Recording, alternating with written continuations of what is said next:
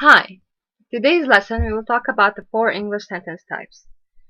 Usually when we're talking or writing, we use four English sentence types. But we have to focus on this usually or especially when we're writing or we're having a test or if we're applying for a certain college or if we're using any type of writing. If you are writing and you are using one or two types of sentences only, this will make your writing monotoned and bland and simply boring. If you want to achieve the best kind of writing possible, you need to have sentence variety. Now, what are the four types of English sentences? We have four types of English, basically just four. Simple, compound, complex, and compound complex. Now, a simple sentence usually has one independent clause. What do I mean by an independent clause? Usually it's a subject-verb combination with other words that completes an idea or a meaning, and it can stand alone. You can understand it just by its own. Kevin studied engineering. Now here I have a subject-verb combination. It can stand alone. You can understand it. I can add other words to my sentence here, and it is still an independent clause. Why? Because here I have my brother. My brother Kevin studied engineering in France. My brother and in France, those are phrases. So we still have one independent clause. This makes my sentence simple. Okay, perfect. Now, a compound sentence has two or more independent clauses, joined by a coordinating conjunction, the fanboys. Kevin studied engineering and he started his own business. Here I have subject-verb combination in the first clause and in the second clause. Both clauses can stand on their own. They're just joined by a conjunction to add more information. Now I can add another independent clause and I will still have a compound sentence. But he isn't financially dependent yet. I also have subject-verb combination and it can stand on its own. A complex sentence. Here it gets a little bit complicated because in here I have a dependent clause. So I have one independent clause plus one or more dependent clauses. Now, okay, an independent clause, as we said, can stand alone. You can understand the meaning of an independent clause, which is a sentence, but a dependent clause cannot stand alone. Both of them, they have subject-verb combination, but a dependent clause cannot stand alone. Although he is wealthy, he is unhappy. Now, can you spot the dependent clause? Here I have, although he is wealthy, is dependent because it cannot stand alone. He is unhappy. This one, it can stand alone. You have subject-verb combination. He is unhappy. You can understand it. It can stand alone. But although he is wealthy, here the subordinating conjunction made my clause dependent because I can't read this without any extra information and understand it, although he is wealthy, just the first clause. But together they made a complex sentence. Subject verb, subject verb. Let's see this example. She returned the computer after she noticed it was damaged. Here look at the first clause. She returned the computer. It can stand alone. So here I have an independent clause. After she noticed it was damaged, here I have a subordinating conjunction, which makes my clause a dependent one.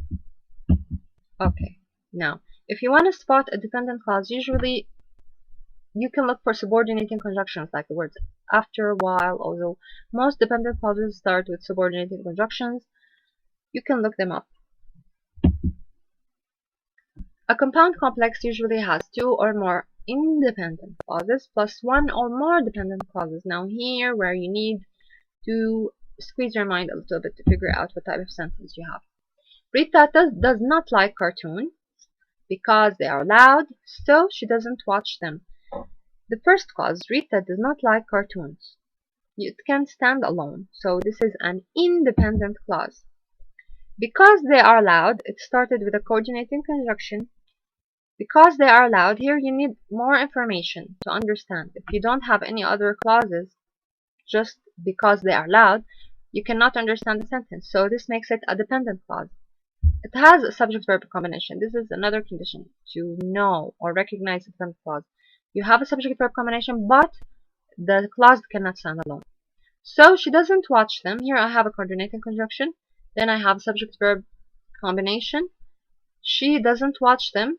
The coordinating conjunction, you can't just um, you can't you have to remove it when you think about clause.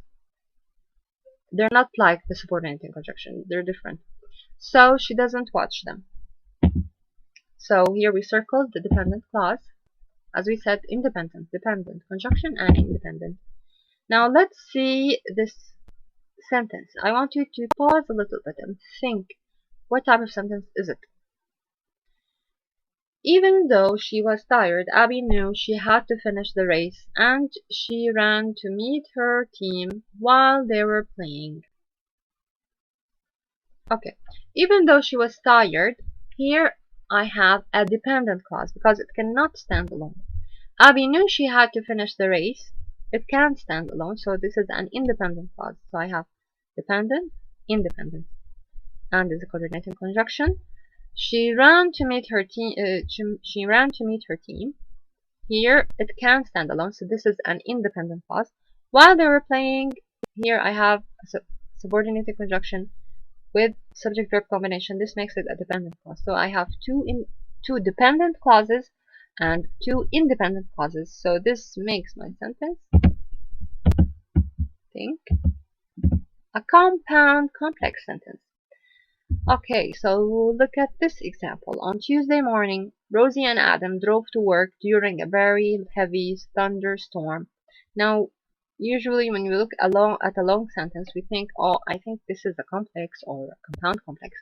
Okay, now let's analyze it a little bit. On Tuesday morning, here I don't have a subject-verb combination, so this makes it a phrase. Rosie and Adam drove to work. Here I have an independent clause. It can stand alone. It's a perfectly fine sentence. During a very heavy thunderstorm, here I have another phrase. So I have just one independent clause. What type of sentence is it? One independent clause. I have two subjects in this independent clause, but makes no difference.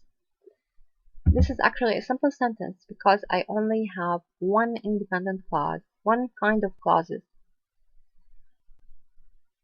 Okay, thank you for listening. Don't forget to subscribe. Bye.